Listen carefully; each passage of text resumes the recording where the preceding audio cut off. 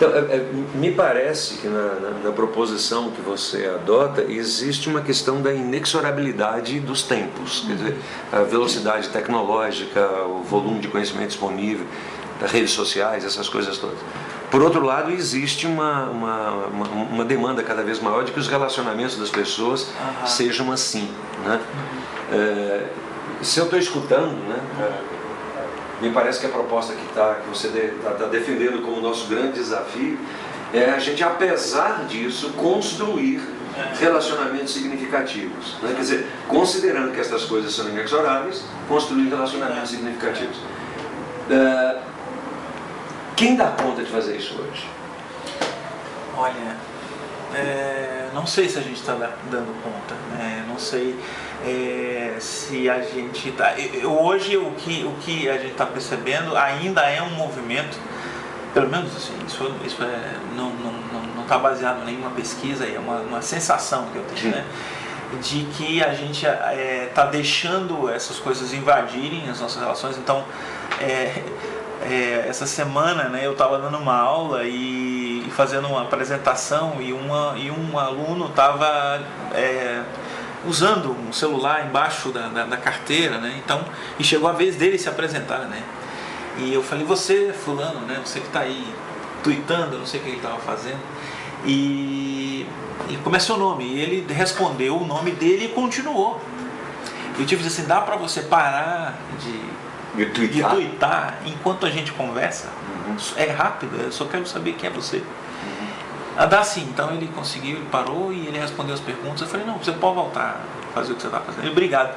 Ele voltou. Ele estava dentro de uma sala de aula, né? E então eu falei assim, parece que ainda nós estamos sendo invadidos por essas coisas, mas ao mesmo tempo, quando de alguma forma a gente tem algum momento sozinho, algum momento onde a gente tem a possibilidade de estar fora, desconectados, né? A gente percebe que há uma falta, né? de coisas que realmente alimentem, que deem sentido, né? Que tenham alguma coisa para além, algum objetivo maior além de si mesmo. Então, eu não sei se a gente está dando conta, eu sinceramente não vejo assim, se isso é uma coisa que ainda que a gente tem um equilíbrio, enfim, acho que a gente ainda está aprendendo a como fazer isso e está dizendo, olha, isso aqui é demais, isso aqui já está rompendo as barreiras, a gente ainda está aprendendo, né? Deixe-me colocar uma coisa para você, para ver se a gente encontra um paralelo significativo aí. O modelo que a gente tem hoje de sociedade, na verdade, ele surge no século XVI, com René Descartes, e ele se torna mais dinâmico a partir de todo o positivismo, e de aí a Revolução Industrial no século XVIII, mas mais especificamente linha de montagem de Ford no início do século XX. Então, a tese básica que vai nesse crescente filosófico-tecnológico, né, é de que cada vez mais a gente tem que usar uma produção em série a um custo cada vez mais baixo e de forma cada vez mais rápida para entregar ao mercado, just in time, aquilo que o mercado quer, né? O que eu percebo é que, de uma certa forma, isso acaba acontecendo com as pessoas. Quer dizer, nós acabamos produzindo pessoas rápidas, efetivas, a custos zero, etc. Só que em todos esses momentos na história da humanidade ocorreram rupturas, né? Rompemos com a Idade Média, rompemos com isso, rompemos com aquilo, enfim. Você vê que a gente está caminhando para um tipo de ruptura estrutural na humanidade que vá responder a essas demandas de uma melhor qualidade relacional, apesar ou a despeito de tecnologia. Tolerância religiosa, o conceito de metanoia e a necessidade da geração de novos espaços de diálogo são temas do próximo bloco, com Homero Reis e o sociólogo Rômulo Corrêa. Mas antes, se você quer conhecer mais o trabalho da Homero Reis e saber sobre o coaching ontológico, acesse homeroreis.com e veja o material que disponibilizamos para você. Creio que você vai gostar. Qual é o seu maior limite? 30 segundos. Enfim, você vê que a gente está caminhando para um tipo de ruptura estrutural na humanidade que vá responder a essas demandas de uma melhor qualidade relacional, apesar ou a despeito de tecnologia? Eu acho que nós estamos vivendo um momento assim, onde existem muitas opções hoje no mercado tentando responder a isso que você está colocando, né? Então, por exemplo, se você lê alguns autores, por exemplo, um sociólogo que eu gosto muito chama o Zygmunt Bauman, é um polonês, ele é bem pessimista com relação ao que estamos construindo, né? Então, ele fala, por exemplo, que nós estamos levando em conta esse processo que você citou, que a gente vive hoje um momento onde ele chama essa sociedade, que a gente vive de uma sociedade líquida, né, de relacionamentos líquidos, de amor líquido, de tempo líquido, que basicamente significa que não existe consistência, que escorrega pelas mãos, que não se consegue compor. Já outros autores, eu lembro agora, por exemplo, do Jeremy Rifkin, que é um cara que recentemente escreveu um livro onde ele fala que nós estamos vivendo um momento de uma sociedade empática, né? E onde ele ressalta outras coisas, ou seja, que nós nunca tivemos tanta colaboração como se tem hoje, tanta possibilidade de trabalhar junto, de construir coisas juntas, uma vez que você já não tem mais as barreiras muito delineadas, elas não existem. Então, quais são as opções, né? Quais são os caminhos, né? Eu acho que isso ainda não está claro. Eu acho que a gente convive com essas duas coisas muito intensas e às vezes a gente olha de um lado e fala assim, olha, isso aqui está indo de mal a pior. Mas se eu olhar por esse outro lado, puxa, nunca vi tanta coisa florescendo, né? Nunca foi tão bom. Nunca foi tão bom, né? Nunca a gente teve tantas opções. Hoje, né, eu posso ser literalmente o que eu quiser, eu posso dar o rumo que eu quiser. Não era aquela história, né, filho de peixinho, né, de peixinho. Hoje não necessariamente, o peixe pode voar, pode fazer um bando de coisa. Isso é bom ou ruim? Não sei, né? Mas que temos hoje mais possibilidades, temos, isso é fato. Romulo, para a gente poder começar a aterrissar esse bonde, porque eu acho que o desafio que você propõe é extremamente feliz, né? E o pessoal que está escutando a gente, está nos vendo, sabe que a gente não tem aqui grandes respostas, mas grandes desafios. Então, eu queria saber de você o seguinte, nessa dinâmica, eu ousaria dizer, nessa dinâmica revolucionária da qual nós temos a feliz possibilidade de estarmos vivendo, porque eu particularmente me sinto muito honrado, né, de viver esse momento de ebulição que a gente está vivendo hoje. E usando a sua deixa de que a gente pode ver essas coisas por dois pontos de vista, né? Eu vejo de um lado, então, concordo com você, essa ebulição, que a gente não sabe dizer se é boa ou ruim, etc.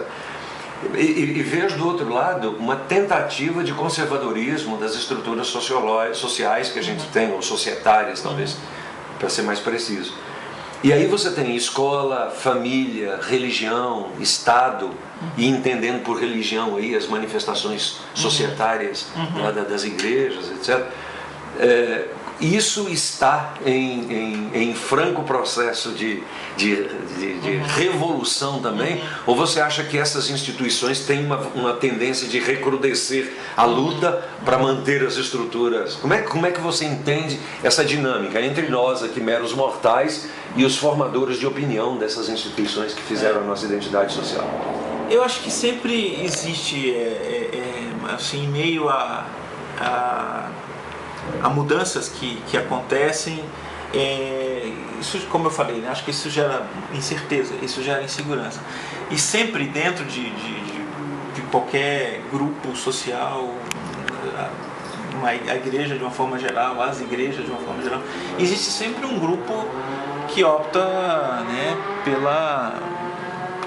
a palavra que a gente tem usado, né, pelo fundamentalismo mais ferrenho, né, mais exacerbado, né? Mas isso acaba se tornando um grupo pequeno, né? eu acho que, por outro lado,